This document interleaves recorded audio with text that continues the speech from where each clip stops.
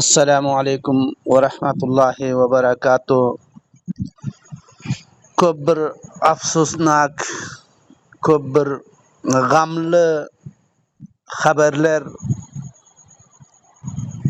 Alloh taala bu g'amni, bu musibatni hech kimga olib kelmasin.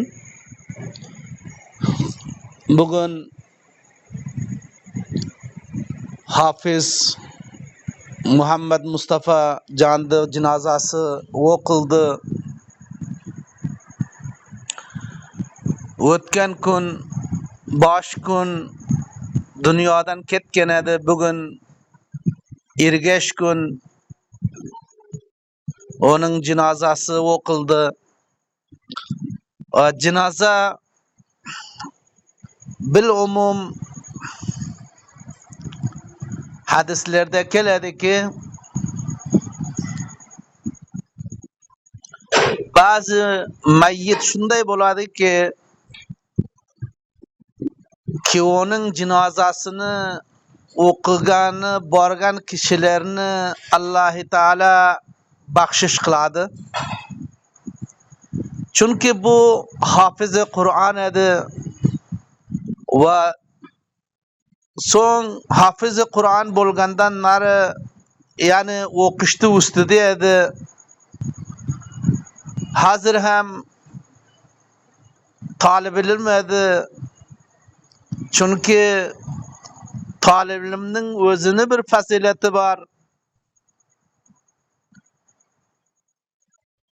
Hadis-i pokda tunagini o'tgan kuni aytib berdimki, hadis-i pokda keladiki, har kimiki ilm o'qimak uchun borsa, ta qaytib kelguncha ol Allohning tomonidan qaysi bir yaxshidan yaxshi ish bo'lmagan bo'lsa, u hofizi Qur'on, yana ilm o'qig'ich kishilar shu ishni, go'yoki shu yaxshi ishni qilayotgan bo'lsa,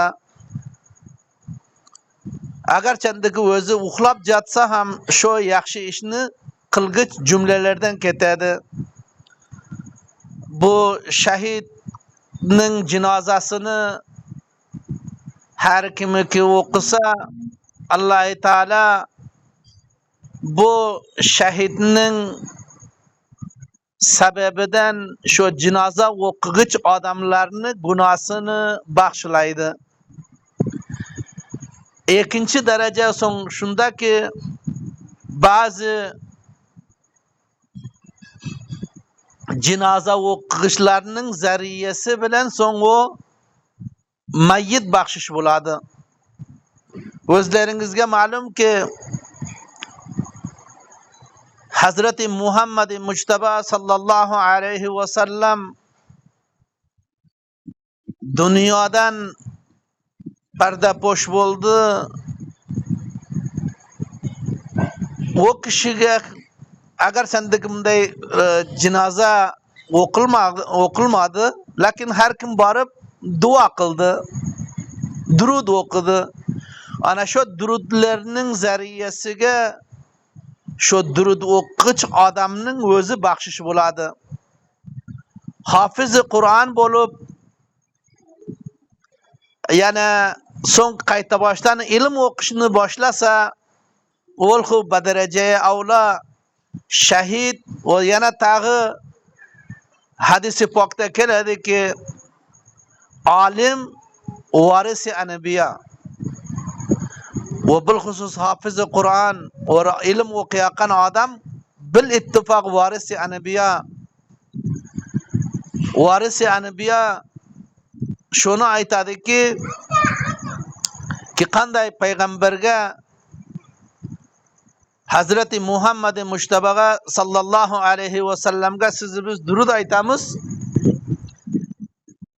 Şu payg'ambarga durud aytgan sababdan siz bizni gunohimizni Alloh taala baxshilaydi.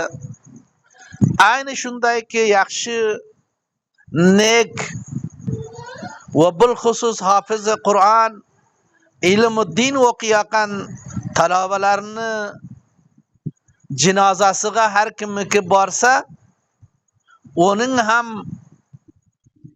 cinazasıga bargan adam bahşiş buladı degen. Baharhal her kimi ki cinazanı okuyanı barıptı, İnşallah onların hem günahı bahşiş buladı. Yana her kim, yana başka bir hadiste keledi ki her kim cinaza okusa onga bir kırat savab veriledi.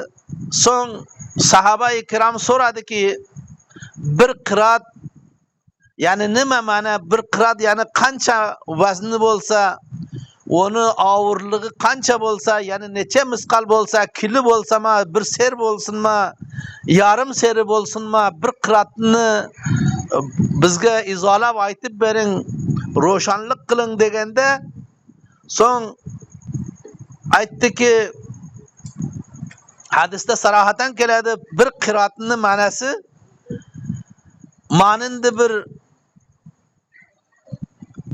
Uhud'nın tağıday, Uhud'nın tavuday, Uhud'nın tavu özlerinizge malum ki kança katta.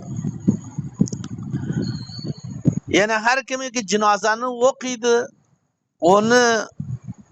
onga şunca savab veriledi, şunca savab veriledi. Bir kırat bir koy Uhud tavdu beraberine Allah Teala buna savab veredikken her kimi ki her kimi ki cinazanı okugandan narmagan ve barsa kabirde üstüge hem barsa onga son iki kırat veriledi. İki kırat kança boladı? İki kırat özlerinizge malum ki bir kırat bolsa Uhud tavdu barabarıça bolsa, iki kırat bolsa, iki Uhud tavdu barabarıça boladı. Allah-u Teala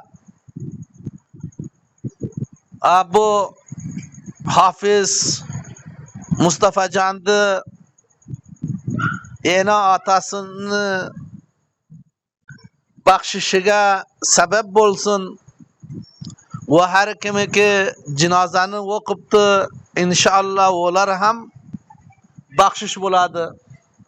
Ham yani iki hadis geldi ki biri şul boldu ki hulasesi şul boldu ki iki hadis geldi. Biri şuna dalalat kıldı ki her kim cinazanı okusa cinazanı okugan adam bahşiş buladı.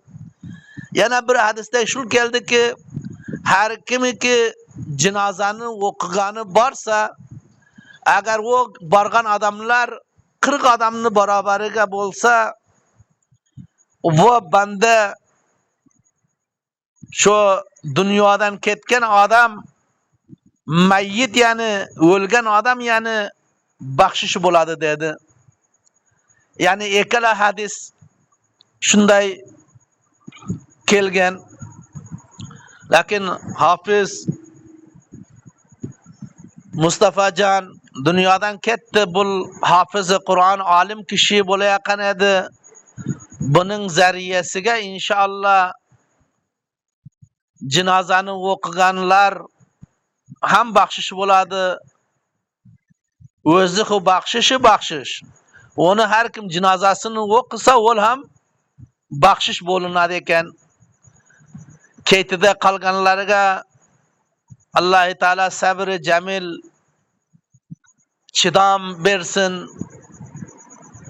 Bundan başka tağı bir çaremiz yok. Allah-u Teala hayır